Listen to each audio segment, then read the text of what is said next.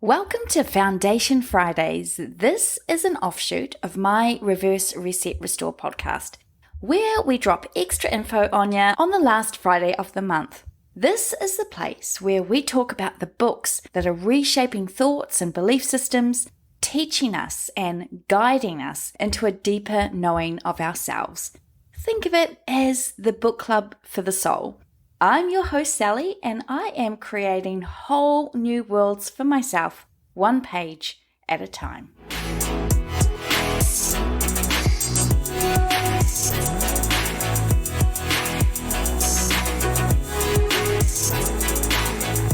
Hello, gorgeous.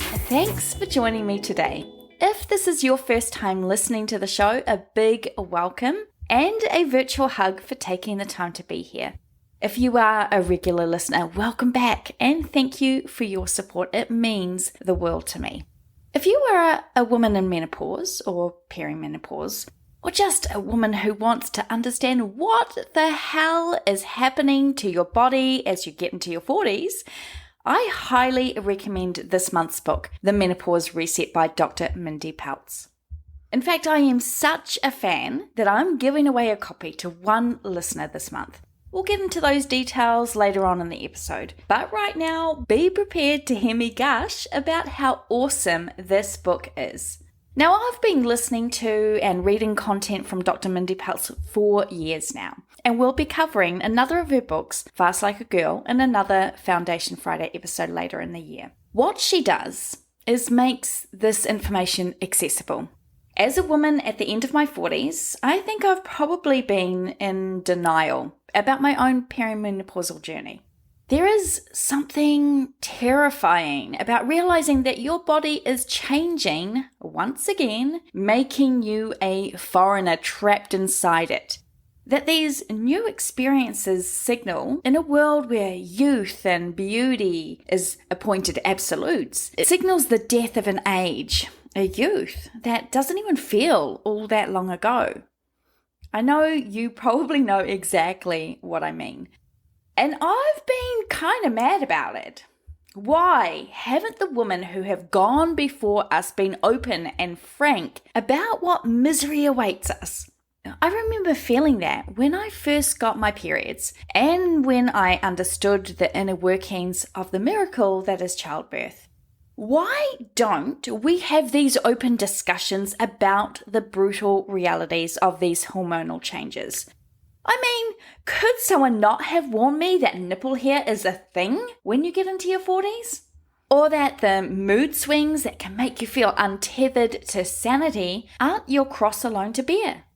Is it because menopause, as like most women's symptoms and women's illnesses, are just not valued or understood? Or that we dare not speak out what is happening to us because we've got some weird generational or societal shame attached to our bodies and their inner workings? These questions are thankfully not just my own.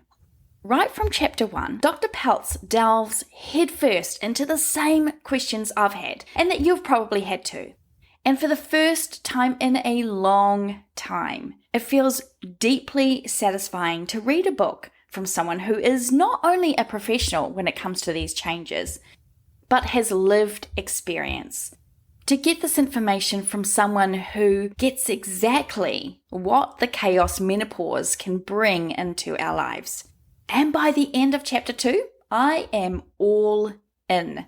I know this book is about to change my life. It's going to answer some of the questions I've been trying to answer for years and provide me with some solutions to make this transitional period a place to thrive in, even in the middle of a raging hot flash. So come with me as we explore this beautifully well-written and easily accessible and relatable book. We're going to start, as we always do, with these Foundation Friday episodes with a brief biography of the author.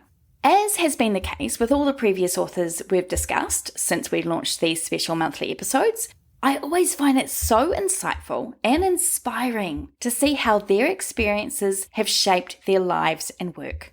We've seen this with Bessel van der Kolk and Gabor Mate, and even with Charles Dickens. Our lived experiences always seep through and inform our lives, our interests, and our responses to the world. And Dr. Mindy Pelz is no exception. She, like so many in these fields of health and wellness and personal transformation and healing, has turned her own understandings and journey into a lifeline for so many. Now, let's get this out of the way because otherwise it may be the proverbial elephant in the room. Mindy is not a medical doctor, and she doesn't claim to be. She is a qualified chiropractor, graduating with a Doctor of Chiropractic degree. There are a lot of people out there who try to debunk and discredit her work because she is not an MD. And fair point. In this day and age, there is a lot of false information being passed around as truth. That is an inescapable fact. And we've been raised, at least in the West, to believe that doctor knows best, which means that anything outside the normal parameters of Western medicine, frankly, gets the stink eye. I know, because I veered off the Western medicine highway several years ago and now have this hybrid type of health philosophy. So that's why I will sometimes dedicate an episode to something scientific like neuropeptides, and then swing wide to discuss in another episode using affirmations or tapping or looking at how our self-hatred has been hurting us physically. Because this podcast is my journey of self-discovery and understanding of not just why my past traumas have left their imprint in my here and now, but how I have responded to those events and others to be right where I am now. We tend to delve into a lot of discussions in this podcast about our mental, emotional, and physical well-being. That is really at the heart of Reverse Reset Restore. And these Foundation Friday episodes play a big role in that too, because they offer another way to bring understanding to us about life. I think my point here is, and yes, I do have one, is that when we remain open to the possibilities that new information can help us heal, we allow healing in. Do I agree with everything she says? Not necessarily, and I'll touch on this shortly. But I want to acknowledge that there are a lot of people who will immediately discount anything she says or does, mainly because she doesn't have the MD behind her name. However, Mindy has spent decades looking at, researching, and looking to understand the body, and in particular, how to help women with their bodies. And while we are on the subject of credibility, doctors, MDs, have little to no training in nutrition and diets, and a whole lot of training in prescribing medication. I am not anti-medication by any means, but I think that there are not enough doctors around who are willing to look at any alternatives, mainly lifestyle shifts, which could offer way more benefits than any pills might do. And this book offers you the opportunity to look at your life, and in particular your hormones, far more holistically. And this is important, especially for women's health, which remains often overlooked to our detriment. Born Friday, 17th of October 1969 in LA, Mindy was the second daughter in her family. She has said her parents helped teach her so much about health, not by telling her what to do, but by modeling what health looks like. And this has clearly influenced her work and own practice. This philosophy of walking the talk is evident all through this book, and you'll hear it in almost every talk or conversation she shares online.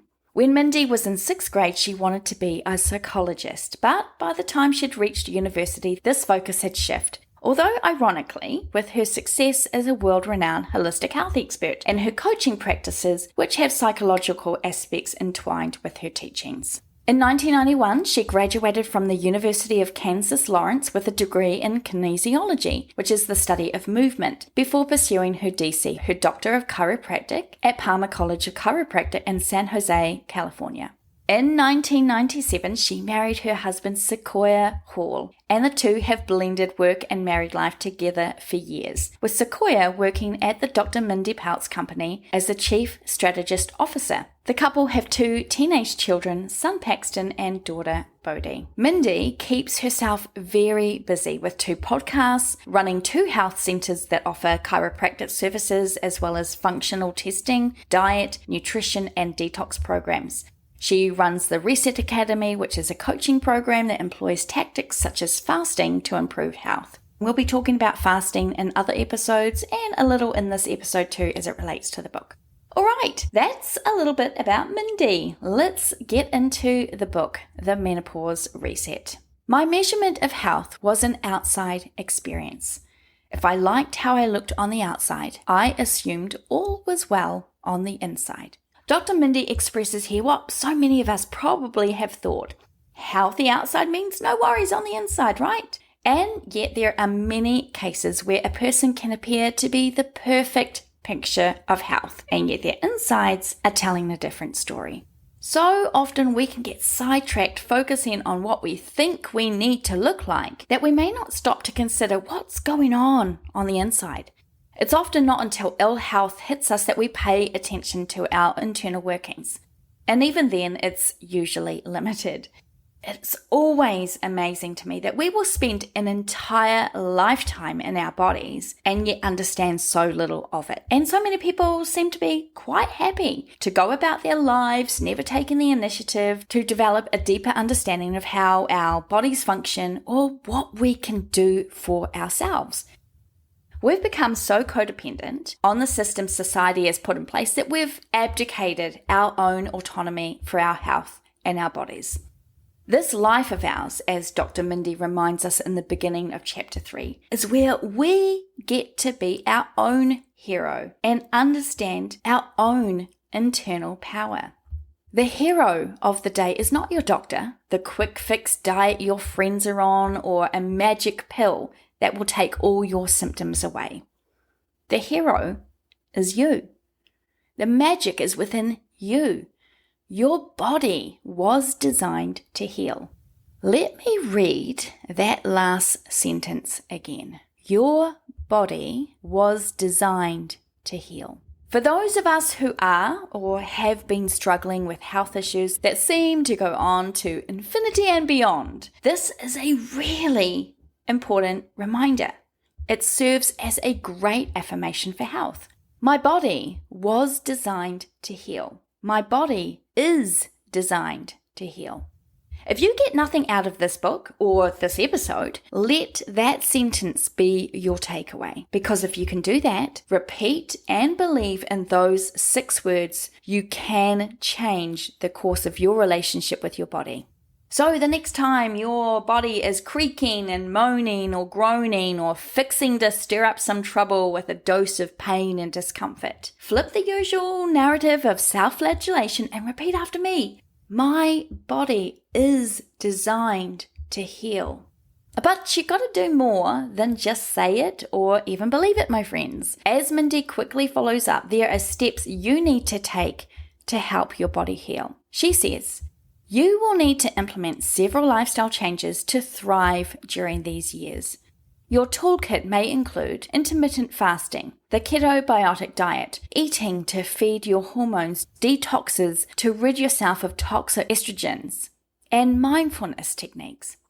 In other words, we are taking a holistic approach to how we treat our illnesses, or more specifically in the case of this book, our experience with menopause. And Dr. Mindy promises to teach us how our bodies work and to help us understand our hormones during the menopause process, providing practical steps along the way. Here are the 5 steps she encourages us to implement that she walks us through in detail in the following chapters of the book. Step 1, change when you eat. Step 2, address what you are eating. Step 3, repair your microbiome. Step 4, detox yourself and your life. Step 5, stop the rushing. Now, I want to point out something important here. These steps are not concurrent but cumulative. In other words, we're not going to try and implement them all at once here. And there is no rush or pressure to try to hurry yourself through them. Which seems like a good point in this part of the episode to say that I'm going to do an update on this book several months from now when I've implemented the steps here and seen some results. As I often put it, when trying out new things, I tend to treat myself as a bit of an experiment, and I encourage you to do the same. because what may work well for some may not be the same outcomes for you. Case in point, I love body tapping, or emotional freedom technique, EFT, as it's also known by, and yet for others, it's just not their jam. That's why I'm always encouraging you to explore different forms of modalities that may work for you. This is not a one-size-fits-all podcast, because your life is not a one-size-fits-all life. Your thoughts, belief systems, and behaviors are all tied up or knitted into the fabric of your being through your experiences, family history, genetics, predispositions, culture, age, and so much more. We are the sum of many parts. And some of those parts can't be changed, like our birth date and our genetics. But much of what we may have been led to believe can't be changed, maybe like our cultural beliefs or thoughts, can. And even the inevitable hormonal adventure of perimenopause or menopause can be a different journey than the ones our mothers, grandmothers, and generations of women before us had to endure. This book is about recognizing the changes that menopause brings and being able to find ways to harness those changes into something that can work for you, to thrive and not just survive this season of our lives. And Mindy is going to offer throughout the book some ideas here that I am 100% on board with and that resonated strongly with me throughout reading this book. And there are other things suggested here that I know are not going to be the right fit for me. For example, she suggests the use of vibration therapy, like vibration plates, to help engage more of your muscles than just standing alone does. I actually have a vibration plate languishing away in my storage, and it's in storage because every time I try to use it, it sets off my motion sickness. So in spite of me wanting to use it, it makes me unwell. So that's a no for me, and it's a no from my body. And there might be some suggestions within the book that will be a no for you. But my guess is that more of the steps or processes presented here would do you a world of good. So be brave and give them a go. You never know what might be the magic elixir that works well for you and your body. The beginning of chapter 4, Mindy lays it on the line with a truth bomb that made me feel, well, pretty uncomfortable. She wrote, I looked at menopause like a switch that got turned on when you reached a certain age. One day you have your period, the next day you don't. Nothing could be further from the truth. For many women, menopause can be a 10 to 15 year journey in which their ovaries shut down and other organs pick up the hormonal slack. These organs may already be overworked and not up for the job. The horror that permeated my whole mind reading this and thinking how many years lay potentially before me to get through menopause was real, ladies. Like Mindy, I had similar thoughts, or as it clearly shows, a deep misunderstanding of menopause. I expected a stop on monthly periods and maybe some hot flashes and a few mood swings, and thought that was probably going to last a year or so. That's why books like this are so vital, and why a book like this is a must-read, in my opinion, because Mindy breaks it down, no holds barred, but it's an easy-to-digest format, and she uses easy-to-understand language. A little further in chapter 4, Mindy again raises a point that I know we can relate to, because I have pretty much had the same conversation with a number of friends. She says, the highs and lows of my emotions were so intense that I never knew if I was going to be filled with joy and gratitude or if I would want to kill anyone who looked at me wrong. My mental state didn't seem to come from circumstances being right. It felt like something else was in charge, like an alien overtook my brain and left me feeling out of control and unpredictable. I'm sure many of our partners or family and friends on the receiving end of these emotional pendulums would agree that we appear to be operating from somewhere off the planet sometimes. Luckily, we are beginning to have a much greater understanding that when our hormones are raging or shifting or changing or switching, that they can have a great influence not just on our bodies, but also on our mind. This is in part why, as I've aged, my mantra has become, get in tune with yourself. And one of the most effective ways to do this is by making yourself a priority in your life. something that younger generations appear to be doing with greater ease than most of us over the age of, say, 40. Although there is some debate about the fine line between boundaries and healthy self-care practices and the social media-driven performances of it's all about me, me, me, which is a whole other issue unto itself and one for another day's discussion. Dr. Mindy talks about a patient taking control of her own life by prioritizing herself, and it's something that really stuck with me. She writes, she course corrected so that the back half of her life was not built around managing disease. So often I have conversations with friends about growing old, the way the body doesn't move as easily anymore, how food seems to stick around in ways that it never used to. We all seem to be full of complaints about the inevitable ways our body responds as we get older. But what if we shifted the way we view our aging? What if we made ourselves a priority now, instead of waiting for retirement or the kids to get older or our work life to settle? The washing can wait. Yet, somehow, we have made so many other things be the main focus. We sideline ourselves for the household chores, our families, our workplaces. I know, because I do this, giving myself half measures because I'm always at the bottom of the list, and I suspect you do this too. We think it's selfish to self-prioritize. We claim we don't have the time or the mental or physical bandwidth to practice self-care. Women, in particular, tend to try to kill two birds with one stone, claiming a 10-minute shower is self-care when they usually only get a 2-minute shower, or taking the kids to a mummy and me class is somehow self-care because you're out of the house, surrounded by other mums. Let's make a promise to ourselves that we will stop putting us, our needs, and our cares at the bottom of the list. Let's course correct now so that the rest of our life isn't spent managing disease and illnesses that could potentially be avoided if we just started to pay a little more time and attention and affection into our own thoughts, emotions, and body's needs.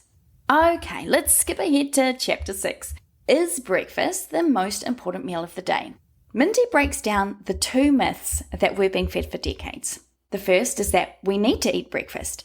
By the way, this actually is a slogan that was invented by Kellogg's to promote their new cereal cornflakes back in the 70s.